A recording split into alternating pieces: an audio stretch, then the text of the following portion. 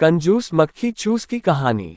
एक गांव में एक व्यापारी रहता था। वह बहुत ही कंजूस था। वह न किसी के घर जाता था ना ही किसी को अपने घर बुलाता, क्योंकि मेहमानों की खातिरदारी में पैसा खर्च होता था। वह अपने घर में सिले कपड़े ही पहनता था ताकि बाजार से कपड़े खरीदने में ज्यादा पैसा खर्च न करना पड़े। वह जब भी दुकान जाता अपने जूते हाथ में रख लेता था, जिससे जूते घिसे नहीं और ज्यादा दिन चले। कंजूस व्यापारी के घर में दिन में जो खाना बनता था उसी को रात में भी खा ले लेता और जो बचता उसे दूसरे दिन भी उससे खा लेता था। कंजूस व्यापारी अपने दैनिक जीवन में काम आने वाली जरूरत की चीजों में भी कंजूसी करता था, जिससे उसके बच्चे और पत्नी भी बहुत परेशान रहते थे।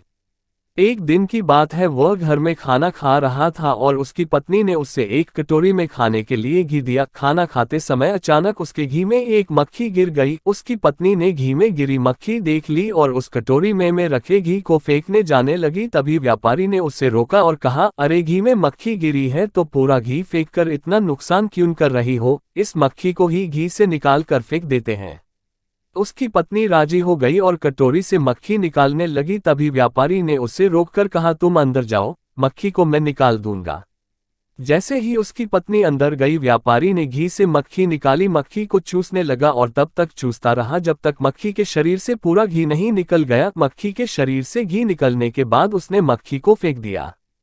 पास से ही एक व्यक्ति व्यापारी की इस हरकत को देख रहा था और उसने गांव के सारे लोगों को ये बात बतला दी। गांव के लोगों ने उसका नाम कंजूस मक्खी चूस रख दिया और तभी से कंजूस मक्खी चूस कहावत प्रचलित हो गई। शिक्षा। कंजूस मक्खी चूस कहानी से हमें शिक्षा मिलती है कि हमें दैनिक जीवन में बहुत अधिक कंजूसी नहीं करना चाहिए। ऐसा करने से हम लोगों की हंसी का पात्र भी बन सकते हैं।